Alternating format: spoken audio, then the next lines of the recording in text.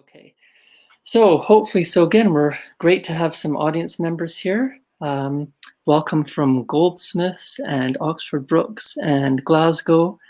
And again, I think that says Aberdeen, but yes, it is. It's Aberdeen.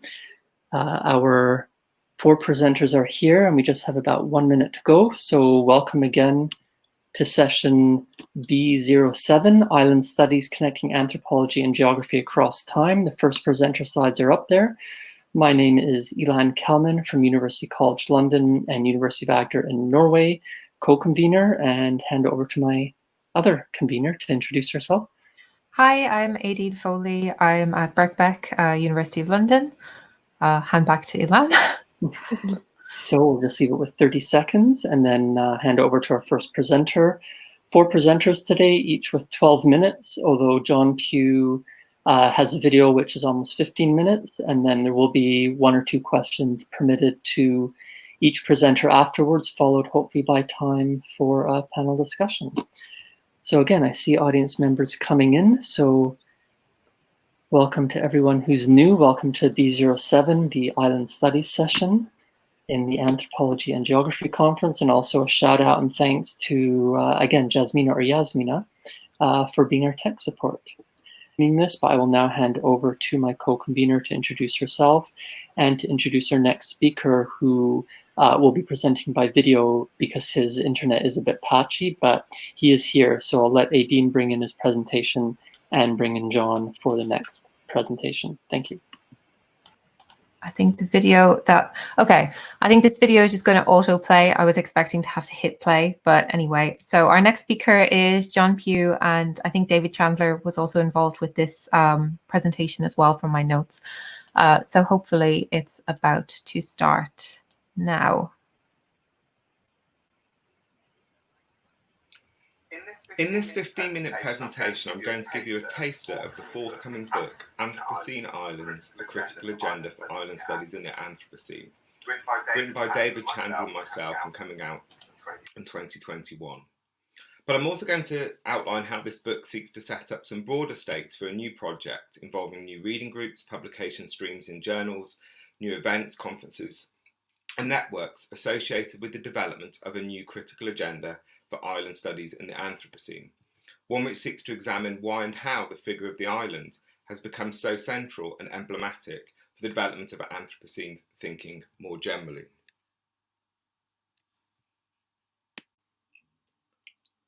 There are only islands after the end of the world. Many Anthropocene scholars provide us with the key take-home message that they are writing after the end of the world, not because they are necessarily writing about apocalypse, but because they are engaging the Anthropocene after the profound crisis of faith in Western modernity, which has swept across academia in recent decades. For many contemporary Anthropocene thinkers, artists, activists, policymakers, and many others besides, modern frameworks of reasoning which claim to separate out humans from nature, to be able to grasp the world as a coherent, controllable, and manageable object, are part of the problem rather than the solution.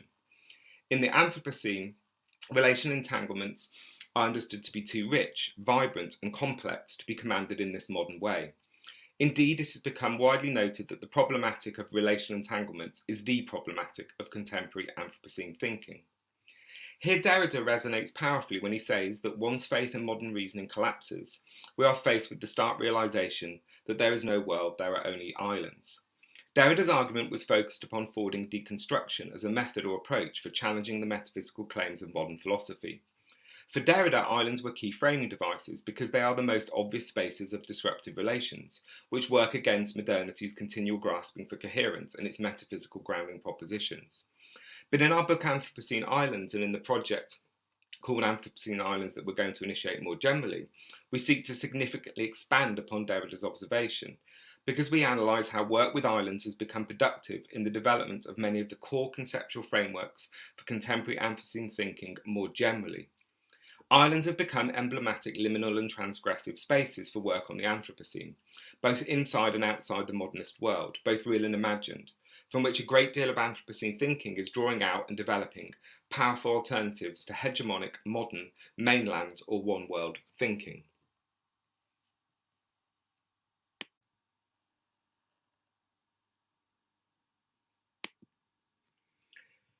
If we were to summarise the widespread contemporary shift towards work with islands which is taking place in Anthropocene thinking, in one set of concepts, it would be those of relational entanglements and associated concerns for relational awareness and feedbacks. These are the key tropes of our book, of contemporary Anthropocene thinking more generally, and of work with islands in the Anthropocene. As we explain in the book, in contemporary debates about the Anthropocene, islands are regularly invoked as having a different set of capacities, affordances, and potentialities to modern or mainland life. The widely held capacity of islands to respond to the environment as shaped by relational agency is the key way of understanding why islands have become so central for so much contemporary Anthropocene thinking. For those concerned with the hubris and counterproductive nature of modern frameworks of reasoning, the problem is the exclusion of relation and focus upon essences and linear or universal causality. The relations and feedback effects associated with the Anthropocene are widely held to be masked by and hidden from a reductionist modern ontology or epistemology. Thus, working with islands plays a vital role in Anthropocene thinking. It is precisely with islands that these relational effects come to the fore.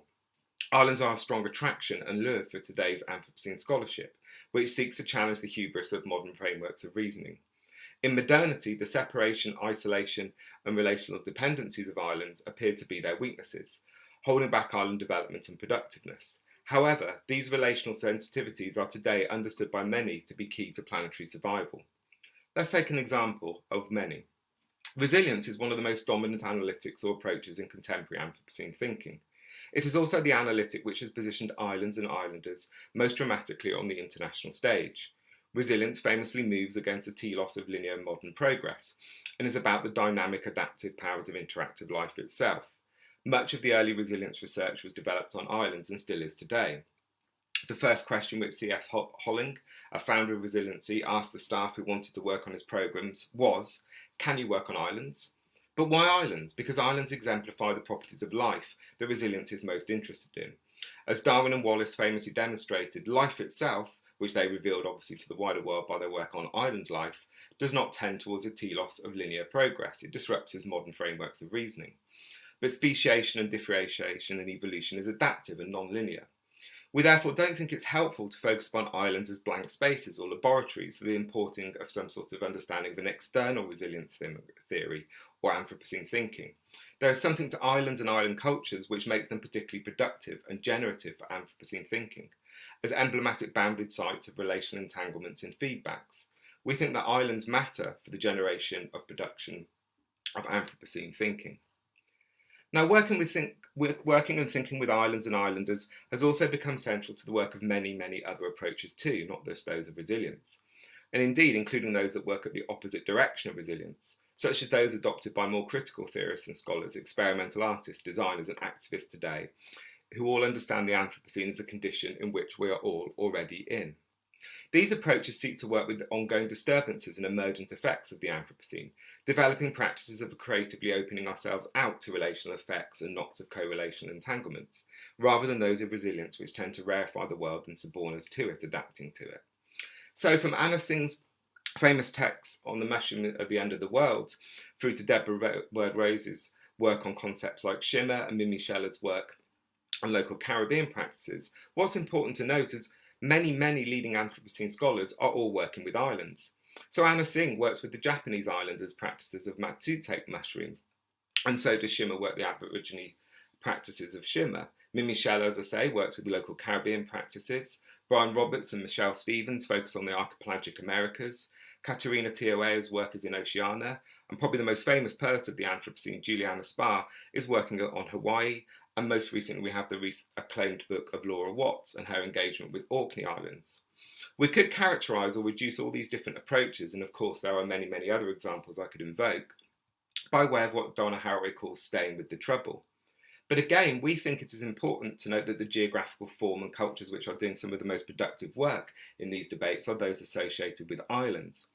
Indeed, as Haraway says, the Anthropocene first came into consciousness by observing changing relational entanglements on islands. It matters that in many of the leading texts that seek to stay with the trouble and foreground relations of entanglement and ongoing effects, they focus upon islands and island cultures, and they choose to engage these in particular. So again, in these debates, as in the case of resilience, islands aren't on the periphery for the generation of Anthropocene thinking. They're not blank spaces awaiting the insertion of some sort of new philosophical reasoning. These approaches think with islands and islanders as exemplary sites of relational entanglement to engender or inculcate other ways of becoming to modern frameworks of reasoning, as they recognise the Anthropocene as a condition which we're all already in. So to be clear, there is of course no such essentialised thing as island thinking. There are only variations of ways of drawing upon and working with islands in different places and at different times in history. Under older European and modern thought, the island was often understood as insular, isolated, liminal or backward, even populated by savages, when compared to continental mainland reasoning. Building directly from these older narratives in debates about the climate change, many focus upon how islands are still, of course, frequently reductively framed in Western and modern fantasies of control, often seen as helpless, disposable, or in need of saving by others. Yet we think the configurations and stakes of debate are rapidly changing. Thus, for the first time in our book Anthropocene Islands, but also as we're seeking to do in the broader Anthropocene Islands project, we want to update and schematically draw out how island being is being rethought, worked with, and drawn upon in and for the development of more contemporary Anthropocene thinking. In particular, we want to examine how islands have shifted from the margins to the centre of many international debates, precisely because, after the supposed closure of the modernist imaginary of progress, islands and island cultures have emerged as emblematic sites for understanding relational entanglements, which have come to the forefront in the search for alternative forms of thought and practice in the Anthropocene. So we've mentioned how resilience and those more experimental, radical approaches adopted by authors like Singh or Laura Watts are widely drawing upon islands today to develop approaches to island thinking. But there are many, many other examples beside. As just one of many others, we could take the prominent analytic and contemporary Anthropocene thinking, in which islands play a prominent role, as the generation of correlational approaches in Anthropocene thinking. As Elizabeth de Lafroy says, the island is understood not just as the Earth, but as its anticipated future. However, central for us is not the fact that islands are vulnerable or exposed, but rather the underlying logic at play in seeing or perceiving something through changes in another entity, an epistemology of interrelation and correlation, rather than one of linear cause and effect. Climate change doesn't cause island changes, it manifests as, or in fact is, these changes. The proliferation of these kinds of correlation approaches is therefore about enabling humans to better register, read and sense transforming planetary conditions through their real-time effects. Here, drawing upon and working with islands and island cultures in particular has become widely understood to be generative. The famous trope of islands as the canary in the coal mine is one of the most dramatic illustrations of this. The widespread turn to indigenous islanders' sensing and correlational abilities, the changing evolutionary pathways of island life itself, which register widely the Anthropocene, but also the massive development of sensing technologies and smart islands, from Caribbean to Singapore. All these converge and work with the idea, or the emblematic idea, of islands as key sites of relational entanglements and feedbacks for correlating and sensing the Anthropocene. Again, as yet a final example which I want to use to illustrate how much Anthropocene thinking engages islands as these emblematic sites for thinking through the problematic of relational entanglements, we could turn to the work of some of the most prominent scholars writing on the Anthropocene today. These focus upon islands and islanders as emblematic ways of registering the ongoing effects, traces, legacies and hauntings of modernity and colonialism. In the work of famous authors like Timothy Morton and Karen Barrow, David Farray and Carrie Wolfe, but also in the associated work of leading critical black study scholars like Christina Sharp's In the Wake and Tiffany King's The Black Shoals. In difference to the work discussed so far, in these approaches they focus upon such forces as the embodied movement of islanders existing within the ongoing legacies of colonialism or global warming, or islands as sites for nuclear testing and fallout as ways of generating knowledge for the effects, traces and afterlives of modernity and colonialism by way of more speculative approaches and practices. Thus, in working with islands as emblematic sites of relational entanglement in these developments, we come to see the tropes of the weird and the strange, and islands become emblematic sites of strange attractors and interconnections, rather than one of clear separations and modulinear causalities.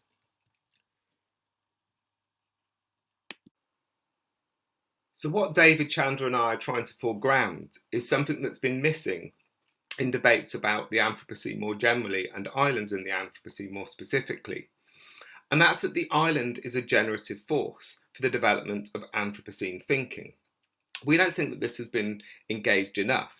Too often, the focus is upon the critique of how modern reasoning frames or reductively frames the figure of the island, and that reduces in ongoing colonialism and tropes of saving and so forth.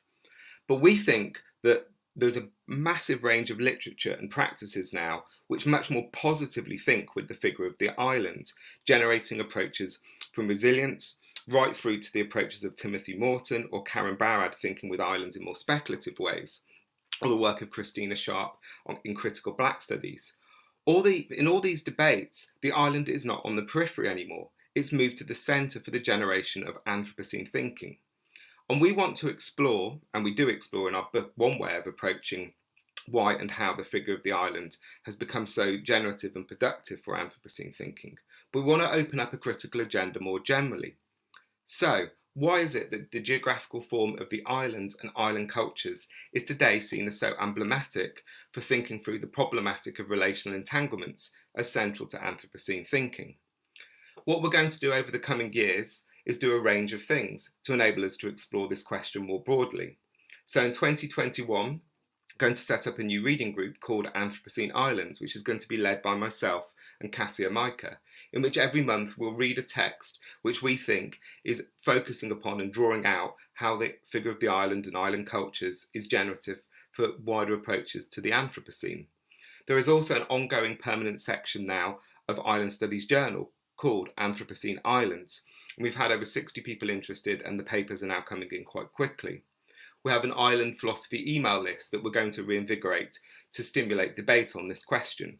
And of course, we'll be organising sessions at conference and standalone events and developing broader networks. If you're interested in this, please email me and we can discuss what we want to do. Thank you very much for listening.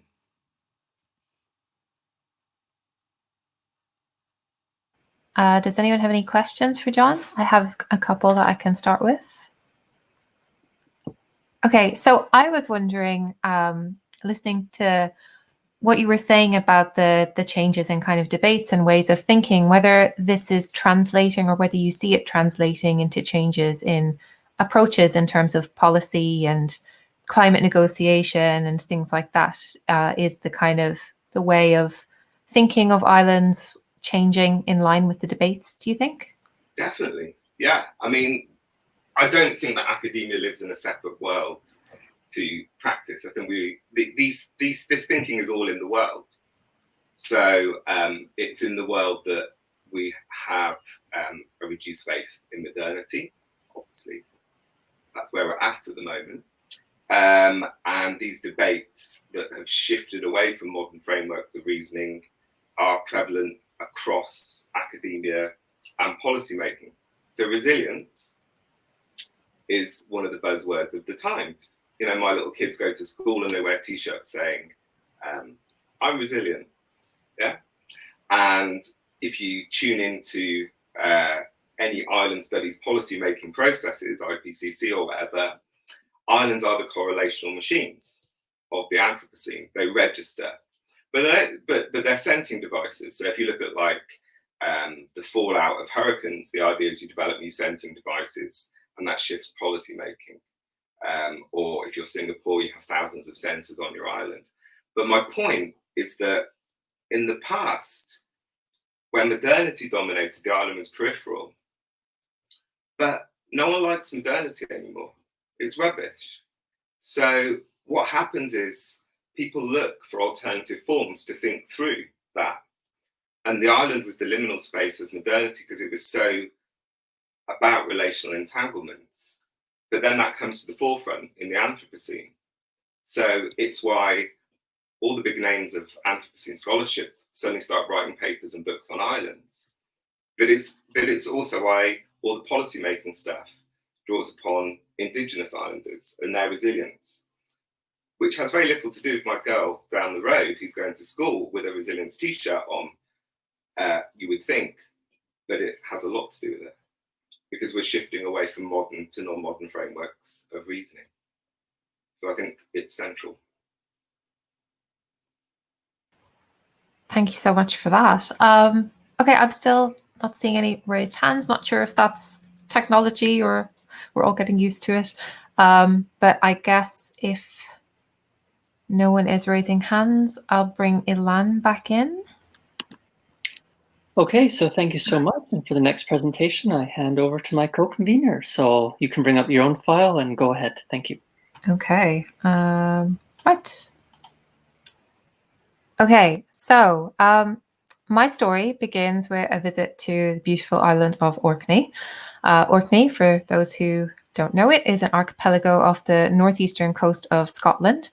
And the purpose of my trip was to take a look around the Orkney archive.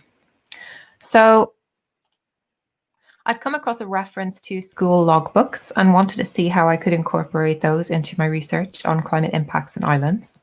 Logbooks were introduced in 1862 and they were a requirement at the time for all schools eligible for state grants. They were written by the head teacher to act as a daily record of activity in the school. And comments on absenteeism frequently referenced children's working and living conditions. I say working because although the Education Scotland Act had already at that point made primary education universal and mandatory for children up to the age of 14, until 1908, exemptions could be made for children 10 and over if they could prove they had achieved the required proficiency in the curriculum. So my focus was drawn to the Dear Ness school logbooks, which is available from 1903. And from 1903 to 1919, the headmaster was a man named Magnus Spence, who you can see kind of right on the edge of that image, wearing a cap, kind of hiding. And he had a keen interest in meteorology. So descriptions of weather and climate were rather more frequent and more detailed in his logbook than others present in the archive. So, for example, if we return to this page, you can see in Spence's notes, the first sentence here, heavy showers of sleet and hail prevented all pupils except a few from coming to school on Monday. So these were the kinds of remarks that I was drawn to in these sources.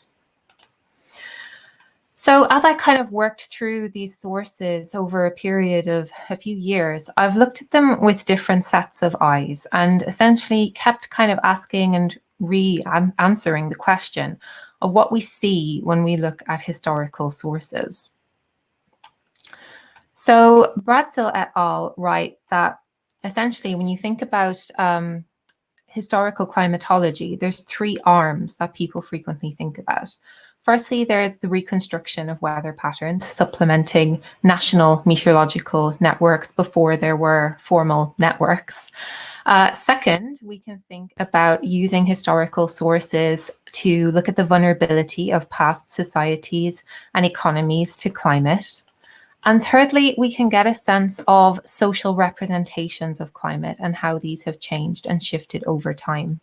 And importantly, we approach these kinds of sources and these kinds of documents in very different ways depending on what the goal is. And we can end up inevitably stripping out certain pieces of information as we seek to direct the analysis in one direction or another. So essentially, in working with these sources, I've worked through all the ways of looking at these kinds of sources. My first pass at analysis was very firmly a quantitative geography approach, using content analysis to refine the text and index variables depending on the description of the meteorological phenomenon. So this was quite a quantitative way of looking at this data. And this figure illustrates the weather indices generated by applying that kind of approach. You can see annual cycles of drier, relatively calm summers and wetter, stormy winters derived from the comments in these logbooks. And in this figure, some of the more notable events are highlighted and annotated. For instance, the letter C highlights an extreme wind episode, E is a dry summer, F is a cold spring. And this indexing approach lends itself to the capture of extremes. Essentially, few people think to write about what's ordinary, but they do tend to write and make note when something unusual is happening. But the human detail is also stripped away when we look at historical sources in this way. If we return to the logbooks and look at the broader context, you would see that The dry summer, denoted by E, for instance, led to a failure of the water supply for a month. Occasionally, the impact of extreme weather on the wider community is also visible in these sources. For instance, there's one storm in 1905, which is marked as A on the diagram, in which much damage to shipping along the coast occurred, with a loss of more than 20 lives. So we get this kind of social context from looking at the logbooks as well. Thinking about ways to include that human element, ways to kind of blend the geography and anthropology approaches, leads us to the second dimension of historical climatology, using it to study the vulnerability of past societies and economies to climate. Naturally, understanding historical vulnerabilities has applications for contextualizing contemporary climate adaptation challenges in Orkney, but wider links can also be drawn if you consider past Orkney as a temporal and spatial analogue. So a past case study that exemplifies similar vulnerabilities to those being faced in another region today. So a spatial and a temporal shift, so to speak. So then this raises the question of what kinds of communities today might early 20th century Orkney act as an analogue for. So the logbooks draw out a lot about the experiences of children who work in agricultural settings. There's little scholarship today that specifically looks at child work in small island contexts, but the International Labour Organization has noted that it is an issue in the Pacific region. So can we draw on past experiences of climate variability and corresponding vulnerabilities this created for children at work in rural Orkney to identify parallels with remote and rural regions in developing countries and especially islands today? So the way that I addressed this was with more content analysis, this time paying attention to the human impact of weather. So first up, we have a weather-related absenteeism index. Descriptions of the human impact of weather on students fell into two kind of categories. The first of these was weather-related absenteeism, where students just physically couldn't travel to school. An example of the kind of comment that would be classified in this way is this one: strong gale blowing at 9 a.m. The velocity was 57 miles. Most of them did not come. So that's example of a comment that would be tagged with this weather-related absenteeism index. And then on the other hand, there's also less direct impacts of weather variability on children through fieldwork absenteeism, where students were absent because they were working on farms.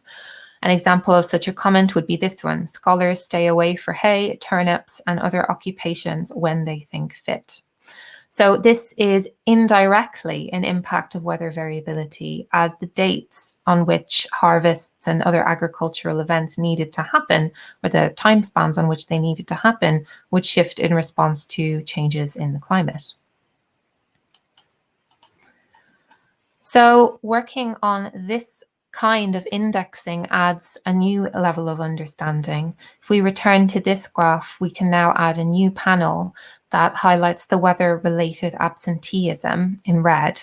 And we can see periods where successive extreme weather events, for example, between 1908 and 1909, impeded children's mobility throughout that season.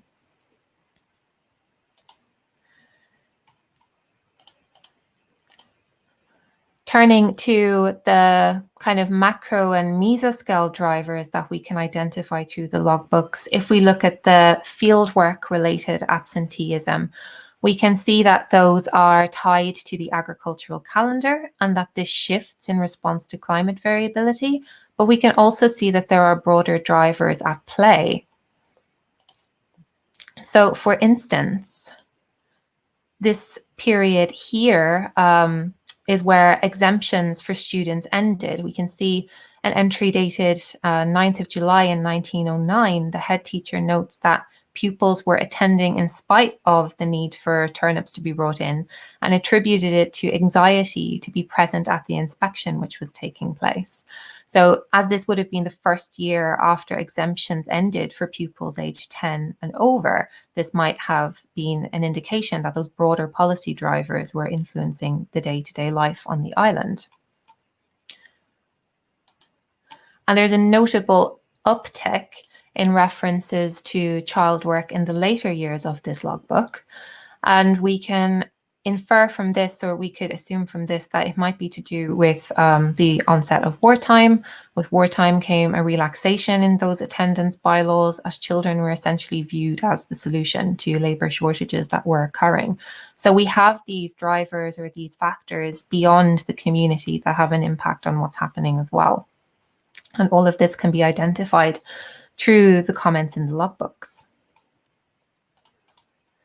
There's evidence as well of the school facilitating a compromise between farm work and school work. For example, in this entry from 1916, it was noted that classes were adjusted to allow scholars home earlier to help in the turnips. School holidays were also regularly arranged to coincide with the harvest, with the date on which school reopening varying by as much as a month. So we have this community scale response to climatic variability as well. However, this could kind of come with emergent effects, and turning finally to the concept of social representations of climate, gleaned through a more unstructured reading of the logbooks, we can see that weather is often linked to health concerns, and in some senses the set of concerns seems a little bit different to what we might have today. At various points in the logbook, the author draws attention to the fact that pupils are arriving to school wet. Specific descriptions include dangerously wet and with their clothes soaked through. And the author wants them to be supplied with waterproof clothing. He talks also about damp conditions preventing the smaller children from attending. And since damp doesn't exactly evoke extreme weather, it seems the concern here is more about susceptibility to illness. In September 1916, Spence writes that it's unfortunate from a health point of view that the holidays are so late.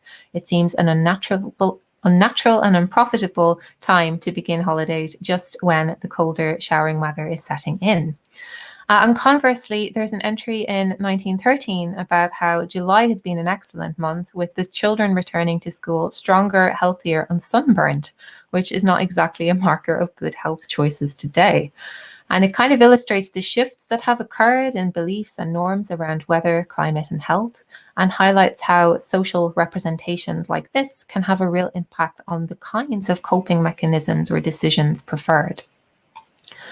So putting all of this together, I drew on causal loop diagramming to kind of map out the connections that exist here. We have climatic variability leading to considerable shifts in the timing of harvest and demand for children's agricultural work, resulting in absences from school, but also contributing to household income. Yet differentials in educational attainment would also likely lead to differentials in future income. We have the school taking pragmatic approaches to reconcile children's dual role as both a worker and a pupil by moving the dates on which term starts. And while this has positive impacts on school attendance, it potentially has emergent negative effects on children's well-being, illustrating how broader family and community level coping strategies could further affect children. We see that disruption to island mobility networks caused by extreme weather and weather-related health impacts also created considerable barriers to school attendance. However, by contributing to household income, child work may have helped families better equip their children for inclement weather conditions, potentially increasing school attendance and well-being. At one point, the author reports that children are better equipped owing to the prosperous times of the farmer, highlighting the role of economic context in determining sensitivity to environmental shocks. So where can we find the modern relevance here? School logbooks demonstrate that climate variability and extreme weather impacted the lives of children in 20th century Orkney in complex, interlinked ways. The experiences of children at work today reflect similar issues. For example, in a 2010 ILO report, children in Fiji reported having to walk 5 kilometers to get to school, which, when coupled with agricultural work during the harvest and planting seasons, when days can begin as early as 5 a.m., created significant physical demands and time burdens.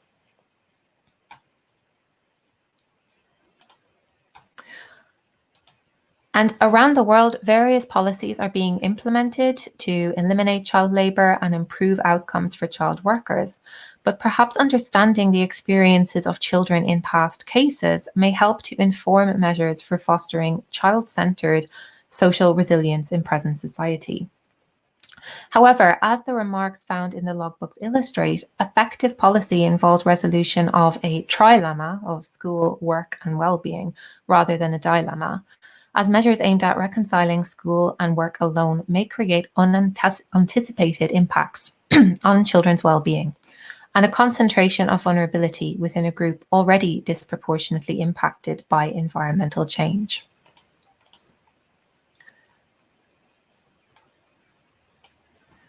So this is one of the key takeaways, that we have to solve this trilemma rather than a dilemma. So returning to that kind of broader question that I have had as I've worked through these sources of what we see when we look at historical sources. I think we see geography and anthropology for sure, because we have these environmental and social aspects coming together in historical sources. It highlights the need for interdisciplinary approaches and for a holistic approach to both research and policy development. And most importantly, when looking at these sources, I have seen a catalyst for conversations about contemporary challenges, which I think is perhaps the most important thing that these historical sources can provide. So I'm very keen to hear from others about what you see when you look at such sources and how you tell the stories from such sources to different audiences. Thank you so much for your time. Thank you so much. That was fascinating and really innovative and needed methodology. There's just so much data out there to be harvested. So thank you for doing that. And certainly, speaking of harvesting, it's interesting that they prioritize turnips over education, which I guess certainly worked for Baldrick in Blackadder. I don't see any questions or hands or chat. So I'll just throw out one quick question to you, Aideen, and then we'll move on to the next one.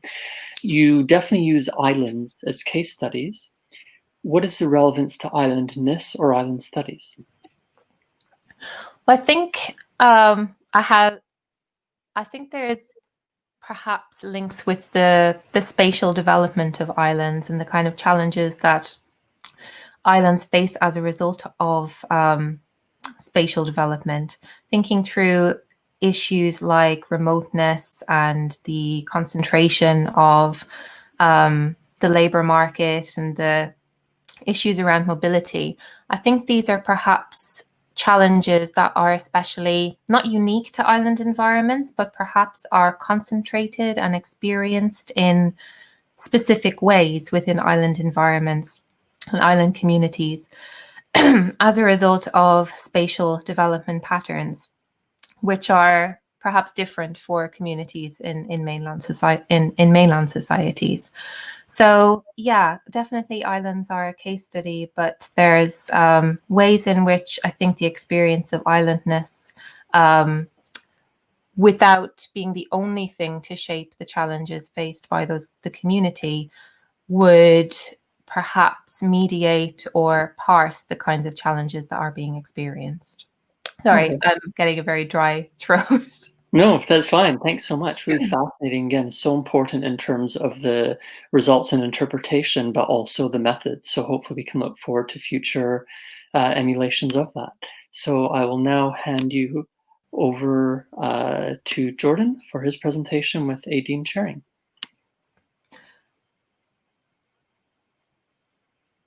Hi, Jordan. I think you said that you were just going to speak. You didn't have slides. So if that's all in order, I will let you do it. Great. Thank you very much. I'm happy to be here virtually. This talk has changed somewhat since I submitted the abstract in January.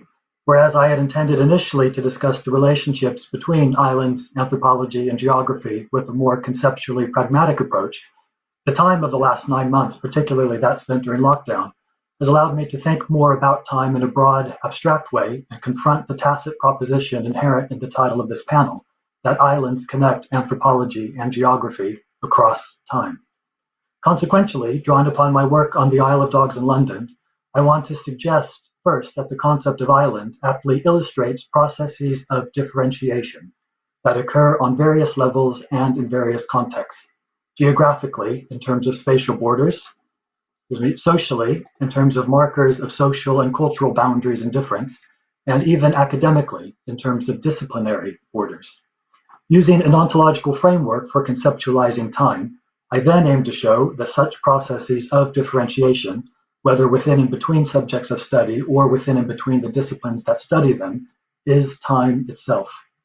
Doing so will underscore how the concept of island can be a useful theoretical tool not only for understanding geosocial constructions of identity and community, but also for thinking about the many scales of wider differentiation, including that between academic disciplines, as the essence of emergent time. Affectionately referred to as the island by long-standing residents who refer to themselves as islanders, the Isle of Dogs in London is bound by the River Thames on 3 sides and by a series of interlocking quays on the 4th. This geographically distinct heart of London's docklands had historically been home to a relatively homogeneous working-class community for nearly 2 centuries. Under Thatcher's government, the construction of Canary Wharf began in 1986, with the objective of enhancing the area as a global financial center. Having been the poster child of the Conservative government's urban policy, Canary Wharf's development halted amidst the property crash in 1992, yet commenced again by 1997 under the new Blair government. This new development, revolving primarily around financial markets and international banks, required proximal accommodation for its many employees, and the vast attractive surface area on the island alongside the Thames proved optimal. The Isle of Dogs and surrounding docklands accordingly became a leading example of gentrification by private capital, as opposed to social action, the latter of which, some argue, has served as the impetus driving the majority of London's gentrification. In short, the Isle of Dogs is caught up in a neoliberal urban project to recommodify and financialize land in a global city. Property investors, global corporate landlords, and institutional investors through private equity firms have sought to capitalize on new and profitable opportunities made possible by privatization. The many new walls, community gates, and private security guards on the island today serve to legitimate and rationalize class-based exclusion strategies and segregation. Such exclusionary overtones contribute to a politics of recognition or belonging that some argue people find to be at the source of various anxieties throughout the island of Great Britain, in addition to the Isle of Dogs. And what geographers have claimed is ultimately a process of class change, gentrification as private development has rendered many spaces on the island illegible compared to what they once were. Such multifaceted developments have reconfigured the geographical space and social identities. I use the story of a bridge to make this point. Those who have lived for at least a few decades on the island will tell you that they feel at home when they see a short blue drawbridge. Many islanders recall when the bridge was an even more integral part of their daily life than it is now, when it was once the most practical way to get on and off the island over its watery moat. Several interlocutors reminisced about what they index as a sense of community that the symbol of home generated through its sheer functionality. Mothers used to wait after school with children who were not their own if those children's mothers were not present to collect them from school. They took for granted that the Blue Bridge was raised, obstructing the flow of traffic. Also at this time, only one bus traveled across the bridge to the island. If you missed it, a friend told me, you knew that you had time for a drink and a chat in the pub till the next bus came through. The extension of public transportation changed this reliance on the Blue Bridge, a branch of the Docklands Light Railway, or DLR, that runs beneath the Thames from the island to the south side of the river, was completed just before the turn of the millennium. The Jubilee line on the London Underground network in Canary Wharf also opened by 2000, further integrating the area with the rest of London. As someone who relied on the DLR and first found their way to the island via the DLR service, I had neither registered nor heard of the Blue Bridge until the early days of fieldwork. A woman described where she lived to me while we sat chatting in a pub. I'm just before the Blue Bridge, he explained. Blue Bridge? I don't know what that is, I replied. Sure you do. You've got to, interjected a black cab driver. I shook my head. The woman looked at me in disbelief and even seemed somewhat offended that I could live on the island and not be aware of something that she so closely associated with it. The matter was so important to them that the cab driver Googled a picture of the bridge on his phone and showed it to me. It turned out that I had seen the structure, but my mind had only remembered it as a vague, undefined object. I had not recognized it as a bridge. Like me, many newcomers to the Isle of Dogs that I spoke to did not initially appreciate that the geographical space is circumscribed by water, and they accordingly did not conceive of themselves as islanders, such as long-standing residents. The development in Canary Wharf has rendered these borders not as noticeable when one first encounters the Isle of Dogs. Like my initial indexing of the Blue Bridge as some generic structure rather than a bridge, I and others saw the many waterways merely as characteristics of the local area rather than obstacles that various engineering feats have overcome. It was not until exceptional, though frequent, circumstances, such as disruptions to the taken-for-granted public transportation links caused by accidents, worker strikes, or planned maintenance in order to prolong the infrastructure's duration, that the geographical boundedness created by waterways became vivid. The Blue Bridge still stands and functions as a bridge, but its importance and salience have thus diminished. In discussing unwanted changes such as this one I've described, many of my interlocutors often compare what they perceive as increased encroachment of their island to the larger island of Great Britain. As one man put it, there are just too many people. It's a shame, but we can't fit everyone who wants to come here, to the Isle of Dogs and the UK. We have to draw a line, he said, echoing concerns that both islands are quote-unquote full. These sentiments might be construed to illustrate a certain form of desired island resilience or resistance, a different kind of resilience perhaps to what geographers have written about in other island contexts, one that concerns itself with populism and right-wing notions of protecting a certain local islander and broader English islander identity. Here, the concept of an island is that of the epitome of borders and boundaries. An island is seen as more rigid in its differentiation from that around it, fixed as a result of geological contingency, although which in my examples is open both to social and physical integration and change with time.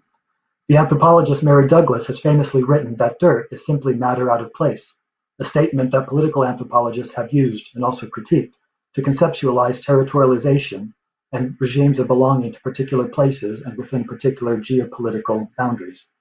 This indexes a profoundly human obsession with difference and what we might call producing islands, of constructing borders, dualisms, taxonomies, and other modes and means of classification, grouping, or otherwise differentiating.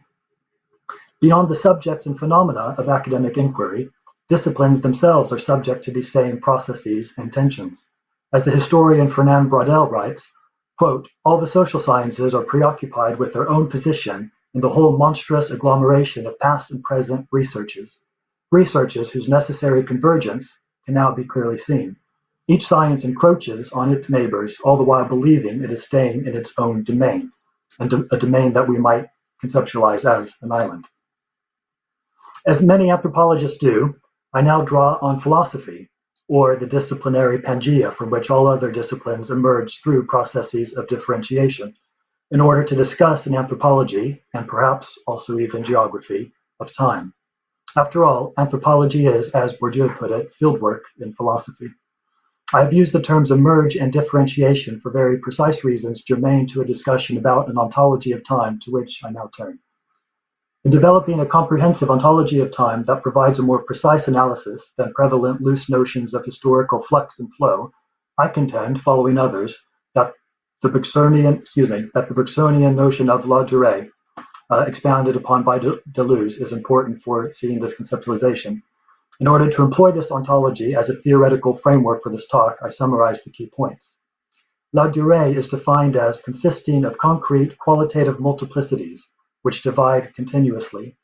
These multiplicities comprise the life and matter of the universe and form the origin of the phenomenon we subsequently call time. The essence of la durée is non-chronological and does not consist of a sequence of successive moments. Thus, while many of my research companions on the Isle of Dogs might consider time to pass linearly, and that the past might be said to exist somewhere back there, The concept of la durée proposes that time does not pass, nor can it be filled as some pre-existing container. Instead, time emerges within la durée as the differentiation of multiplicities which actualize virtual. The past, even the most immediate past actions such as a breath or the very words I'm speaking now, for example, exist only in memory and through acts of remembering in the present, since the past has nowhere else to be. In other words, the past does not exist in actuality, but rather virtually, in what might be helpfully conceptualized as a continuously differentiating living present. An archaeological artifact, then, does not come from or belong to the past, but is rather a material item that has endured within a living present. Memory creates the perception of sequence and of time passing. If we did not have memory, it would be easier sensorially to experience the argument that differentiation in a living present is time, rather than a linear sequence that passes. In this way, la durée is potentially compatible with prominent theories and paradigms in modern physics regarding energy and matter, as the differentiating pulsations of organic and inorganic matter that constitute the universe and life in it. As for la durée's implications in everyday lived experience, the actualization of an event is immanent in time. Time is not the transcendent measurement of the event. Time is likewise not a flowing or flux-like backdrop for anthropological or geographical analysis, but rather an emergent property of events. Time and temporal issues are consequently vital to all social interaction, or sociality, and geographical forms amid processes of differentiation. The perceived and desired endurance or duration of particular social configurations, relationships, experiences, and physical matter, largely represented and measured through clock time and calendars, is a prime concern for many. In this Deleuzian-inspired temporal ontology of flux, endurance is not a property of a given object, but something continuously made and facilitated. Change, for that matter, does not happen randomly due to some ominous temporal or historical forces. Like senses of continuity, change is also subject to ever new and indeterminate presence. I suggest that the term island implies questions of scale, producing images of circumscribed units that might coalesce and disband through processes of differentiation on various scales. Such scales are contingent on lenses of difference. I propose that this difference can be epistemological or disciplinary, national, geographical, and the list goes on. In this sense, an individual might be viewed perhaps as an island on one level. Earth itself can as well on another. This presents somewhat of a conundrum. How do we reconcile difference or differentiation, or what I have argued is time itself? How might people maintain both national identities and senses of cosmopolitanism, senses of being an anthropologist or geographer, and an interdisciplinary collaborator or contributor? These tensions are not unique to disciplines, but form the very subjects of study for many anthropologists and geographers alike. They are part and parcel of being human and the formation of identities and boundaries, which we might frame as social islands. As these formations result from various processes of differentiation, I suggest, following Deleuze and Bergson, that it is a matter of time, or rather it is precisely the time, the differentiation of matter. Since the concept of island might be viewed as the example par excellence of this differentiation of matter, I conclude by suggesting that to various extents, in a variety of ways and on multiple levels, we are all islanders. Understanding this is important, not least for the collective ecological challenges faced by the island of humanity and life as we know it. Challenges that, with various bridges such as this conference, the islands of anthropology and geography might continue to address together with the continual emergence of time. Thank you.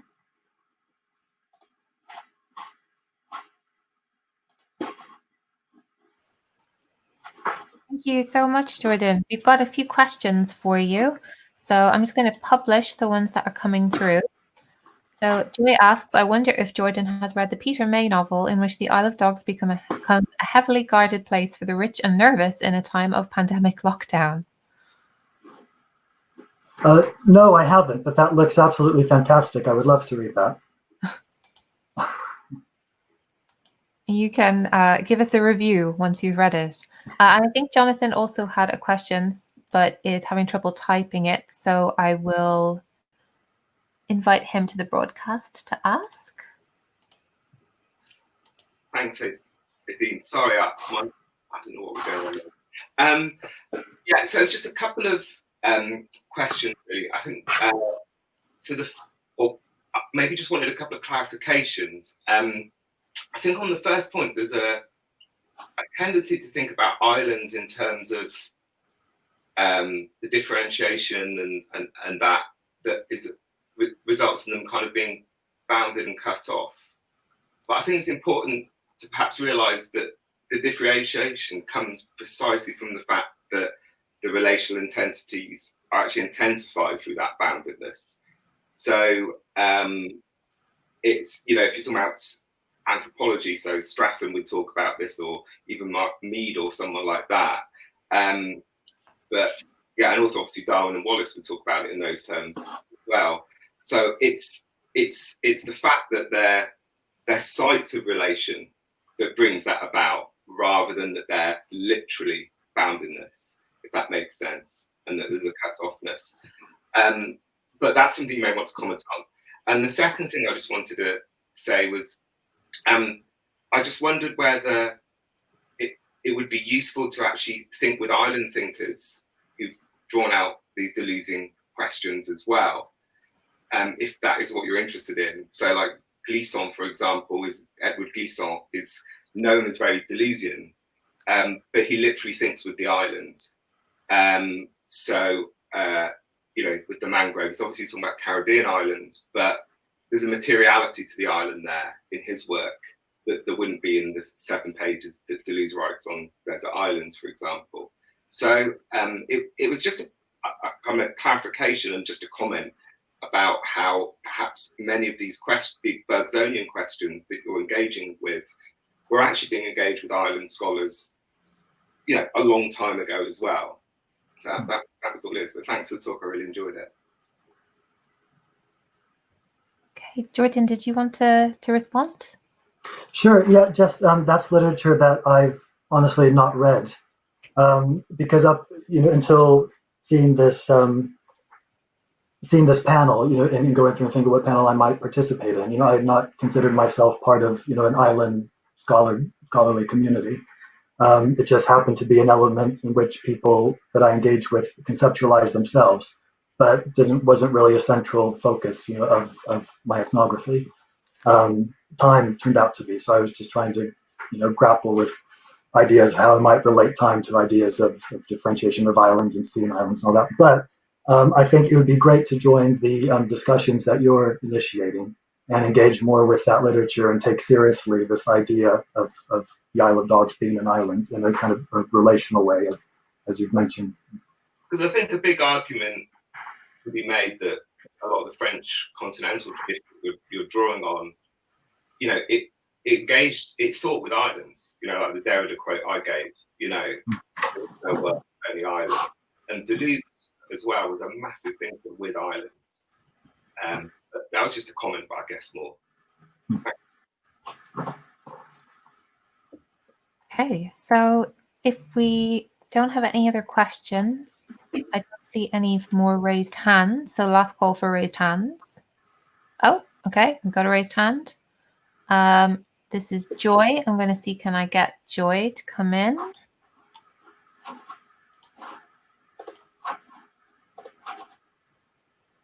That I just wanted to add to what I said about the Peter May book about the Isle of Dogs, that Jordan might be interested to know that Peter May also writes a lot on the island of Lewis. So he's writing about islands, and the Isle of Dogs was just one in that book, Lockdown. So and he's a great writer. So if you like novels, mysteries and detective novels, you could give them a try to get into a lighter approach to looking at islands.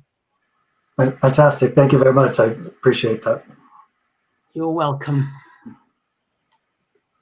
I think we'll all be checking those out after this for our... Well, certainly, Joanna might, if she hasn't read him before. Peter May writes lots of stuff set in Lewis and also Harris. Okay. Okay, thank you again to Jordan. I'm going to invite Ilan to come back in, and then I guess we will answer any outstanding questions for all speakers.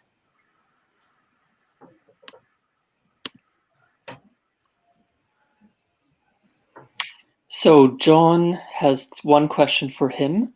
It came from Fred Branson. John, what was the name of the Delusian Island scholar that you mentioned? Glisson. Glisant.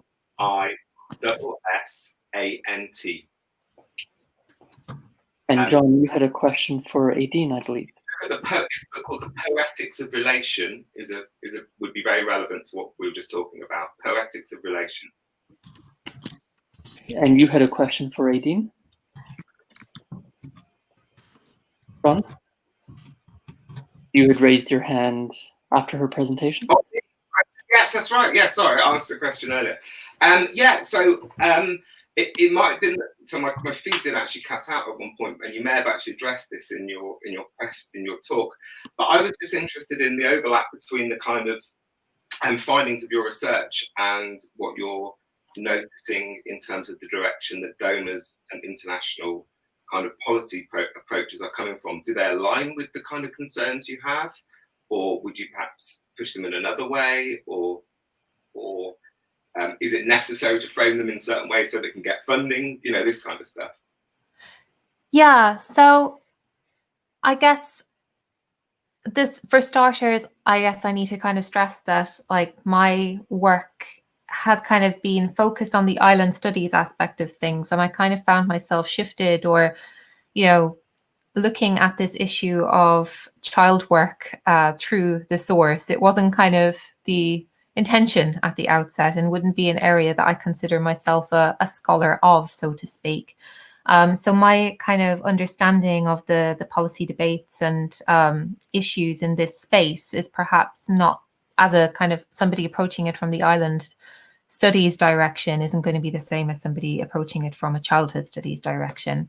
But from my reading, it does seem that there's maybe a disconnect in that international organizations very much emphasize the concept of a work-free childhood, and increasingly at the kind of national or regional scale, it seems like it's being acknowledged more that the idea of non-hazardous work in a family environment forms a part of Indigenous traditions in certain regions. And so you've got this kind of issue to reconcile, in that you can't kind of support both of those things. There needs to be a reconciliation between them.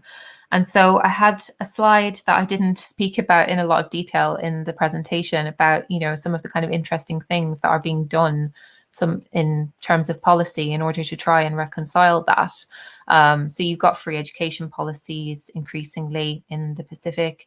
There was an interesting example I came across, not an island, but in Nicaragua, where again, term dates were being adjusted in order to support children in attending school as well as doing agricultural work.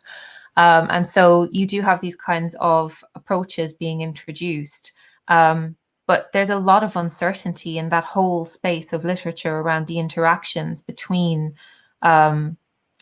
climate and schooling and work, and how that whole dynamic interacts. You've got some studies that have found climate shocks lead to an increase in school attendance, and others finding that leads to a decrease. So it just seems like a space where there's a great deal of research needed, and it all seems very contextualized, very locally contextualized. And then I guess not quite, I'm not sure if it's relevant to say, but then the other kind of policy side of things, which I started to explore in this, was how relevant the things I was looking at were to current present day policy in Orkney. And Joanna already mentioned the National Islands Plan and the emphasis on island proofing within that, which again, like, it's really noticeable how strongly that comes across, the amount of times that island proofing is mentioned within it, and the need for the island approach to be represented in UK policy. So there's kind of with that kind of policy angle as well, there's maybe a difference in terms of priorities or perceptions as you move through jurisdictional space as well. I think on Ireland briefing is fascinating. Thank you very much. Thank you for the question.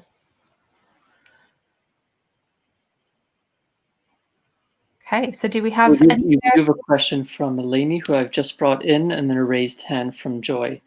So Eleni, you should be ready to go if you want to ask your question. Oh yeah, hi, can you hear me? Yeah. Yeah, so thank you so much. Actually I typed it, but I think there's a restriction to how much you can type in the question box. So I was wondering, because islands usually are quite dependent on forecast systems and forecast radars that are located in the mainland. And even today, you have cases where just because the radars are quite afar, you don't have very good predictions about the weather on a specific island or on a specific side of the island. And people become even more vulnerable, and they don't have access to protection measurements and to ways to know how to react to certain changes in the weather conditions. So I was wondering if this attentiveness you mentioned, and if this dynamic vulnerability you mentioned that was developed in the Orkney in the past century had an impact on the forecast equipment, or whether the people on the island, the islanders, had specific requests from the government about how to protect themselves, and also about how to make their harvest and their agricultural activities better. Okay, thank you so much for the question. It's a really interesting perspective, because the whole reason why I kind of got interested in islands was I was coming at it initially from a climate modeling perspective. I was fascinated by the idea that we have these really complex tools for generating information about climate, but they operate at such coarse scales that an island basically is erased off the map within them. So this is something that I'm really interested in, the kind of idea of forecasting for islands and data products for islands, and all of that is really fascinating. I guess in terms of how to link that to the research that I've been looking at and the historic side of things, the network of measurements at this point in history wouldn't have been anything like it is today. And that's one of the reasons why the historic sources are so fascinating, because they kind of shed light on a time period before we had the kinds of information sources that we have now.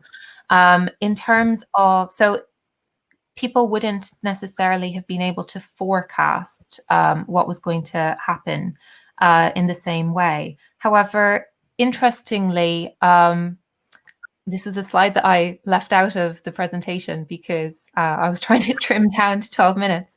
But when I looked at the relationship between climatic conditions and what happened with the forecast, with the harvest throughout the record, there was a sort of a lagged correlation. So the weather that you experience, I mean, understandably, because agricultural calendars, there's a correlation between the weather you experience earlier in the year and what happens in terms of your outcomes later in the year. So it was interesting to see that that kind of foresight could be gleaned from these historical records as well. You asked about what kinds of responses or what kind of support islanders wanted. From the logbooks at the time, so in the early 20th century, the responses that were kind of preferred or desired, there was a whole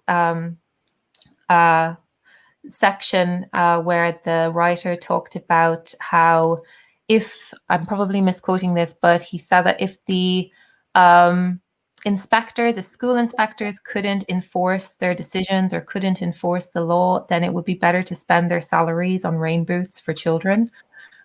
So the support that the community seemed to want was just very much support with coping with the weather conditions being experienced.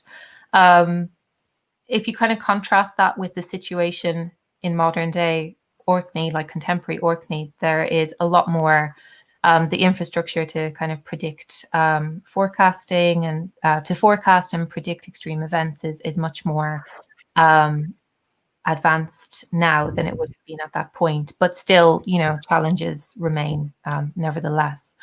That's probably a whole other conversation, perhaps. Is something we could continue off screen, because I'm aware I've kind of been dominating the conversation. And do you have a question which came in from Joy, which was related to coronavirus in Ireland? So I've just brought Joanna and Jordan back in. That she was Joy was asking about whether islands were able to, in effect, isolate themselves regarding coronavirus. And you may not necessarily know that for Harris Lewis or Isle of Dogs, but maybe just think from your own perspective of your research and your specific islands. What impact do you think that coronavirus will have on Tweed? And for Isle of Dogs, what impact do you think the lockdown coronavirus will have on the sense of islandness, which you mentioned? Either Jordan or Joanna, who wants to go first? I don't mind just saying, I've got very limited information at this point about how exactly this is impacting the Harris Tweed industry. But from my conversations with people and friends that I still have on the islands, there has been a change in terms of obviously how people organize work. So in terms of the mills, that means that there has to be, social distancing has changed procedures slightly in terms of how work is organized. But then I don't have enough information about how that is going to shape, for example, global demand for the cloth. So this is interesting as well in terms of how we think of islands, in terms of how they're connected in particular ways with other parts of the world and with other social and political and economic dynamics as well. So in a sense, this idea of how are the islands going to be affected by coronavirus, how is the industry going to be affected by it, has very much to do with what happens in other industries and other kind of sectors that are linked with the Harris Tweed, that sometimes, that often use the cloth, rather than just about its kind of geographical position.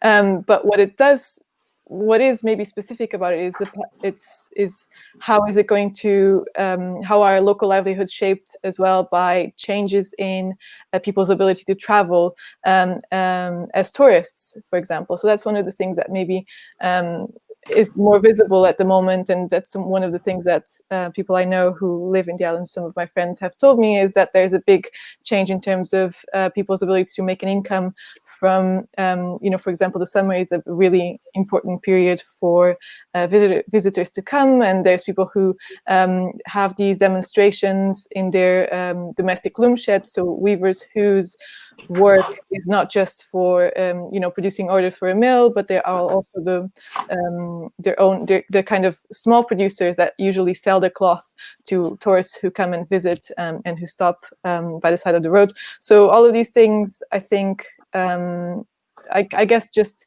kind of render visible the kind of reliance on particular industries, and in particular, like for example, tourism, or the big role that Harris Tweed has played in local livelihoods. So I guess it kind of emphasizes that. But I wish I had a bit more contextual information and a bit more kind of detail about it to be able to give you a more full answer. But I guess it just kind of highlights some of these vulnerabilities, and also how, even though they're seen as kind of remote, how they are sort of interconnected with bigger markets and kind of global dynamics as well. Thank you. And Jordan, Isle of Dogs? Yeah, just very quickly, since I think we're out of time. I'm part of a research team at the LSE that's looking into the effects throughout the UK on COVID and lockdown. And a colleague and I are writing a report on what we're calling the care deficit, that you're just looking at the context of austerity and various the political economy in which COVID hit. You're writing about the many ways in which communities have responded and trying to supplement where the state is no longer able to provide the necessary services.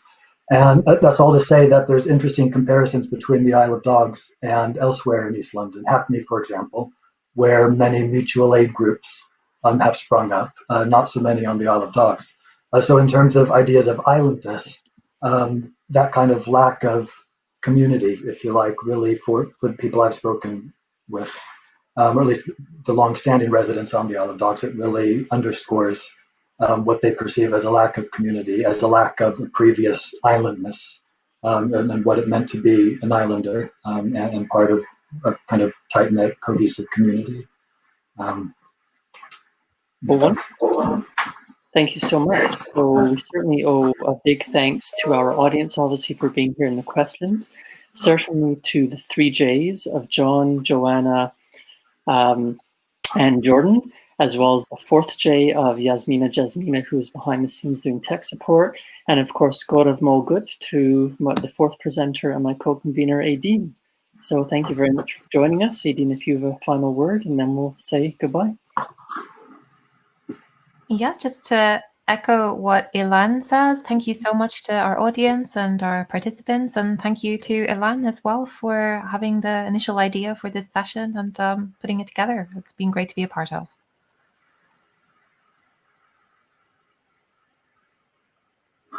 Thanks for having us. That was really great. Yeah, thank you very much.